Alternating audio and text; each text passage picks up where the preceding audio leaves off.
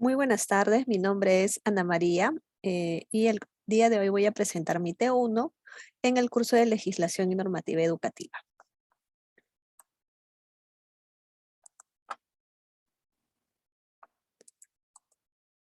Bueno, primero vamos a ver las instituciones internacionales que protegen a los niños y adolescentes en un enfoque externo. Luego nos estaremos adentrando ya en nuestro país. Acá vamos a observar a la ONU, ¿no? Y nos indica que en este grupo vamos a poder encontrar con las naciones del mundo, ¿no? Donde van a reunirse, van a discutir problemas y también encontrar soluciones a estas, ¿no? Y obviamente tienen que dar un beneficio a nivel global. La ONU en el Perú, ¿no? Acá tengo tres pasos muy importantes o tres ítems que voy a recalcar del funcionamiento acá en nuestro país. El primero de ellos es el que nos brinda apoyo de acuerdo a las problemáticas que van a poder vislumbrar, ¿no? Identificar previamente en una comunidad, ¿no? En un determinado punto. Luego van a poder realizar ya sean proyectos, programas de apoyo, diferentes actividades para lograr un buen resultado. También va a propiciar el desarrollo sostenible con los objetivos. Vela por los derechos humanos, ese es un punto muy importante, una equidad de género y también al acceso de servicios universales para todos. En nuestro país, ¿no? Se ha realizado una agenda para el año 2030 en donde nuestro país también estará presente o está presente actualmente, ¿no? Y acá nos muestran varios puntos a seguir para que al finalizar el 2030 nuestra educación, ¿no? Sea inclusiva, equitativa y de gran calidad para todos nuestros educandos, ¿no? Esta se llama la Agenda 2030, es un plan de respuesta y recuperación, ¿no? Para nuestra sociedad y economía, ¿no? Y así él va a permitir una cooperación de varias entidades, ¿no? De varias organizaciones, tanto externas como internas, varias alianzas, y sobre todo en estos momentos que aún continuamos con la pandemia del COVID, lo que están apoyando en su mayor auge es el regreso a clases de forma segura. Y ahora vamos a ver la UNESCO en el Perú. Ellos nos tienen una frase muy singular que me llamó la atención, ¿no? Que la paz debe basarse en el diálogo, la comprensión mutua y la solidaridad, ¿no? De toda la humanidad. Acá en el Perú se estableció en el año de 1995, un poco más ya de 25 años que se encuentra trabajando conjuntamente con el Estado peruano, ¿no?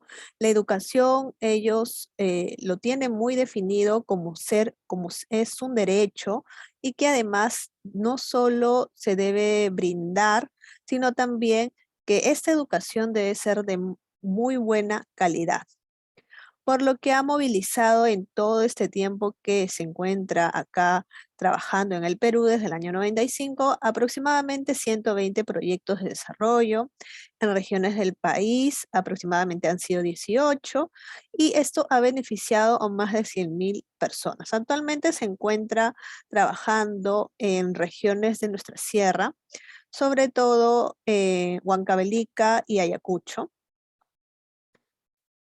Y tenemos también un plan de recuperación, ¿no? De nuestras cultura, de nuestro arte, de nuestras costumbres.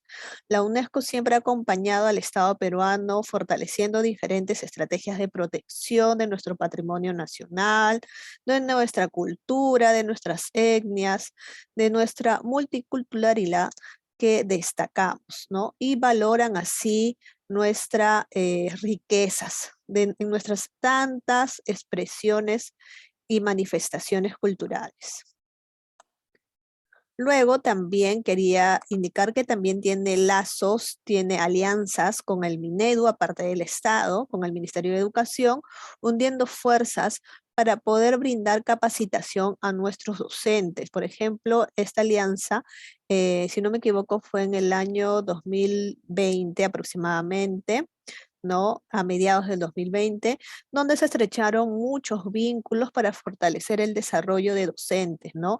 A favor, obviamente, de los estudiantes. Son millones de estudiantes que también se están enriqueciendo con estos nuevos aprendizajes, nuevas modalidades, nuevas herramientas, capacitando a miles de maestros y maestras para que cuenten con todas estas metodologías ya modernas. Recordemos que en el contexto que estamos viviendo hemos tenido que adaptar nuestro sistema educativo, ¿no? Incluso implementando lo que es la herramienta Aprendo en Casa, ¿no? Ayudando a mejorar así una enseñanza y beneficiando a más estudiantes.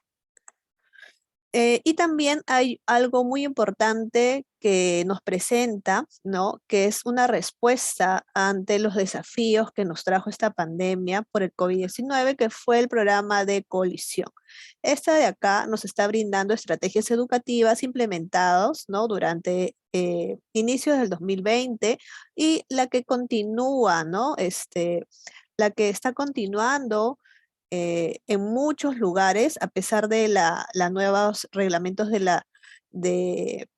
la semipresencialidad que se está dando, pero igual estamos trabajando para una transformación de una nueva educación. Obviamente que lo más importante es que esas brechas se vayan minorizando, tener una educación inclusiva, equitativa y siempre enfocándonos en la calidad, ¿no? Y que sea innovadora.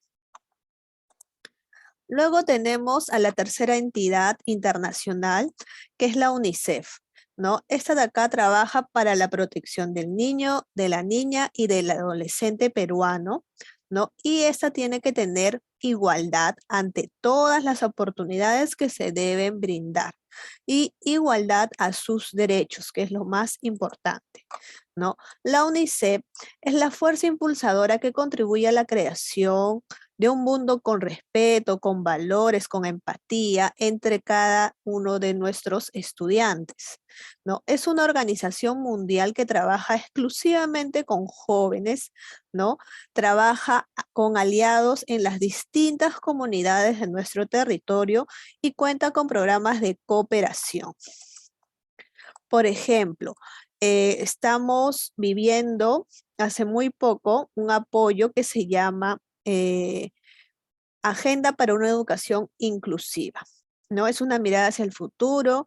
Fue un conversatorio, ¿no? Que duró 3 ciclos aproximadamente y el objetivo fundamental era elaborar una agenda, unos ítems, unos programas donde se asegure la educación inclusiva y de calidad a corto y a mediano plazo, ¿no? Donde se diseñaron espacios de diálogo. Hubieron agentes de todas las comunidades educativas a nivel nacional, se comentaron las experiencias, identificando sus fortalezas y al final propusieron las acciones para una mejora en cada institución, para que ellos lo adapten a su entorno, a su contexto en el cual están habitando. Pero lo importante es mantener esta educación inclusiva. El segundo tema que vamos a tocar es la educación en la Constitución Política del Perú, como la Constitución del año 1993 del expresidente que él manifestó para el Congreso en ese momento, ¿no? Se está actualmente trabajando con ella. Por ejemplo, tenemos desde el artículo 13 hasta el artículo 19, en esta Constitución encontramos todo lo referente a la educación básica y a la educación superior y vamos a hablar un poco acerca de cada una de ellas. Primero, el artículo 13 nos indica que la educación es libre de enseñanza, cuya finalidad es el desarrollo integral del educando, ¿no? De esta persona, de este individuo. El Estado tiene que garantizar la libertad de enseñanza, pero al mismo tiempo los padres de familia tienen el deber ¿no? De educar a sus hijos, es decir, apoyarlos, y la cual se ha visto reflejada de una forma mucho más transparente durante esta pandemia, porque el acompañamiento del padre ha sido clave para que su hijo desarrolle sus competencias en estos casi dos, vamos por el tercer año ya, de este proceso educativo, ¿no? Recordemos que todas estas competencias los tenemos en el perfil del egreso de nuestro currículo nacional, según las modalidades educativas, ¿no? ¿Verdad? Luego, en el artículo 14 nos indica la Constitución que la educación para la vida y el trabajo. ¿Qué quiere decir? Que la educación debe promover el conocimiento, el aprendizaje, la práctica de humanidades, la ciencia, la técnica de arte, educación física y el deporte, ¿no? Estos son los planes de estudio, ¿no? Que hoy también los vamos a poder encontrar en nuestro currículo nacional, eh, para prepararlos no solamente para su vida, ¿no? Para su entorno social una vez que salgan de la institución educativa, sino también para su vida laboral. Y obviamente recordemos que debemos fomentar los valores. El Estado debe de promover el desarrollo también de investigación científica, por eso tenemos varios proyectos, varias alianzas también para nuestros pequeños y puedan desarrollar así diversidad de investigaciones. Y también la formación cívica, la formación ética, la enseñanza de todos los derechos de nuestros pequeños en el proceso de su educación. No dejar de olvidar también que la educación religiosa se imparte con mucho respeto, ¿no? Y también que se brindan en los niveles educativos. Y no también debemos recalcar la institución del ANDA, que es la que actualmente está fiscalizando, digamos de esa manera, el contenido de la propaganda, de los programas televisivos, ¿no? Para poder saber si es apto o no es apto para un público en edad escolar, ¿no? La comunicación social, este medio comunicativo debe estar también apoyando a nuestra educación. Luego tenemos al artículo 15, en donde nos habla del profesorado y su carrera pública. Acá, el profesorado es la enseñanza oficial de una carrera pública. La ley establece requisitos para desempeñarse como director y profesor. Por eso hay una escala de ascenso cada año, ¿no? De cada determinado tiempo. Y esto depende de un examen y van a ir escalando según su mérito, ¿no? Según sus conocimientos, ¿no? Y según esto, su sueldo también va aumentando, va escalando. El Estado y la sociedad procura una evaluación y también una capacitación a todos los docentes. Esta capacitación se da de una manera virtual por Perú Educa. Esta entidad, este programa, esta página web ayuda a los docentes con herramientas, con diferentes tipos de prácticas y también los padres de familias pueden ingresar a esta plataforma educativa. El educando tiene derecho a formación, pero esta de acá debe ser con respeto y un buen trato, tanto físico como psicológico. Y toda persona natural o jurídica también tiene el derecho de promover y conducir instituciones educativas, siempre y cuando tiene que acogerse a las normativas del Ministerio de Educación, de la UGEL respectiva, ¿no? Conforme a ley. Luego, en el artículo 16 vemos la descentralización del sistema educativo. Este de acá nos está indicando que tanto el sistema como el régimen educativo son descentralizados, es decir, que todo inicia desde el Ministerio de Educación, después con las direcciones regionales, el siguiente paso vendría a ser las UGELes y luego las instituciones educativas que tienen a su cargo, ¿no? Esa es la línea jerárquica. ¿Para qué? Para beneficiar al estudiante. Así como requisitos mínimos de organización de los centros educativos, supervisa el cumplimiento de la calidad. ¿no? Ese es el deber del Estado, asegurar que estos educandos reciban una adecuada, adecuada educación continua de calidad. Y sin olvidar que los educandos tienen su plan de estudio, ¿no? En cada institución, ¿no? Con los diferentes áreas curriculares, dependiendo su nivel, su modelo educativo, ¿no? Luego, en el artículo 17, que es de obligatoriedad de la educación inicial, primaria y secundaria. Siempre ha habido la duda si la etapa inicial era obligatoria o se podía ir de frente a la educación primaria. Y sobre todo esta duda lo he visto con mayor fuerza durante la pandemia, que por motivos que conocemos, algunas padres de familias obviaron este tránsito, ¿no? Para ir, iniciar a primaria, pero la Constitución nos dice que la educación inicial es obligatoria, así como la primaria y la secundaria, ¿no? Además de ser gratuitas, ¿no? Todo esto para que el niño, el educando, tenga todas las herramientas necesarias para que sea una persona, ¿no? Que desenvuelva todas sus habilidades, desenvuelva todas sus competencias a lo largo de su trayectoria educativa. En las universidades públicas, el Estado está garantizando el derecho de forma gratuita a los alumnos que mantengan también un rendimiento satisfactorio y también porque no cuentan con recursos económicos necesarios, garantizando así la oferta educativa, ¿no? Y incluyendo estas modalidades en todo, a lo largo de todo nuestro país. También promueve la creación de educación donde la población lo requiera, ¿no? Y también fomenta una educación bilingüe, una educación interculturalidad y preservar nuestras manifestaciones, ¿no? Todos los pequeños tienen derecho a una educación y esta debe ser con mucha calidad, dando el 100%. En el artículo 18 de educación universitaria, y acá ya no estamos viendo la educación básica regular, sino la educación universitaria. La educación universitaria tiene como fines la formación profesional, una carrera, la difusión cultural, la creación intelectual, ¿no?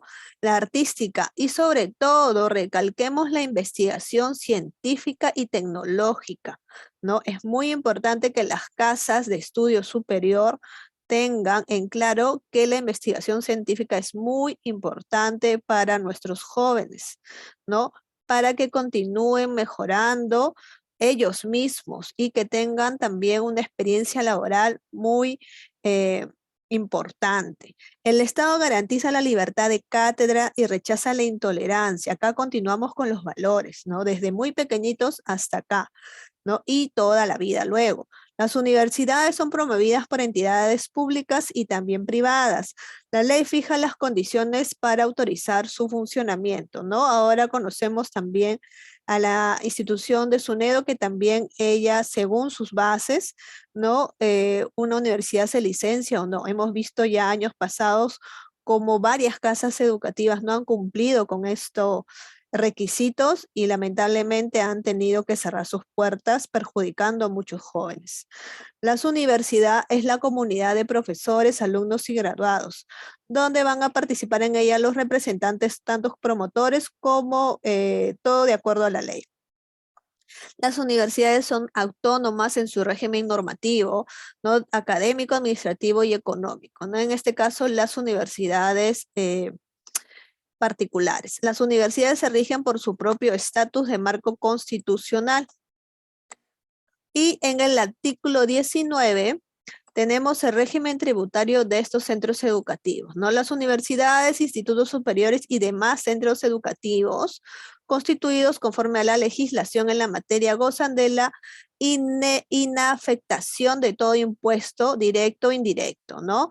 Que afecta a los bienes, actividades y servicios propios de su finalidad educativa. Por ser una institución que da educación de calidad, obvia algunos temas de impuestos ante el Estado. Pero esto no solamente tiene que quedar ahí, la universidad también tiene que indicar que tiene programas tal vez de donación, de voluntariado, de becas, sobre todo. Acá tenemos un ejemplo de la Universidad del Pacífico, ¿no? Donde brinda becas al 50 o hasta el 100%. Obviamente que el alumno que tiene este reconocimiento debe ser un alumno que se encuentre en los primeros puestos, ¿no? Y puede ser esta una duración entre un año o toda la carrera, ¿no?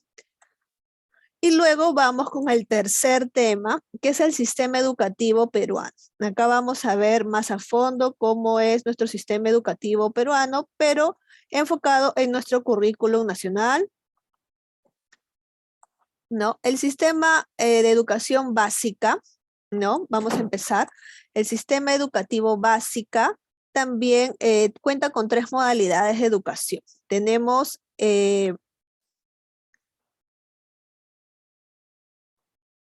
la educación básica regular, la educación básica especial y la educación básica alternativa, ¿no? Nosotros vamos a tocar el primero, que es la educación básica regular, donde encontramos los 3 niveles, nivel inicial, nivel primaria y secundaria, ¿no? Recordemos que todo se rige bajo el perfil de ingreso, ¿no? Donde tenemos las competencias que cada uno de estos niveles va a poder llegar a cumplir con estas competencias que requieren. Y acá, ¿no? La educación básica regular se divide, habíamos visto, en 3 niveles y a su vez en 7 ciclos, ¿no? Tenemos la educación inicial con el ciclo 1, que es de grado a 0 a 2 años, y el ciclo 2 del grado de 2 a 5 años. La educación primaria tiene 3 ciclos, el 3 con primer y segundo grado, el cuarto, tercero y cuarto grado de primaria, el quinto con el quinto y sexto de primaria. Y la educación secundaria se divide en 2 ciclos, sexto y séptimo, ¿no? El sexto con primer y segundo grado de secundaria y el séptimo, tercero, cuarto y quinto. Cada uno de estos grados, ¿no? Se están dividiendo por ciclos porque cada uno tiene que llegar a su competencia requerida según su plan de estudio. Y acá vamos a ver los planes de estudio de una educación básica regular, ¿no?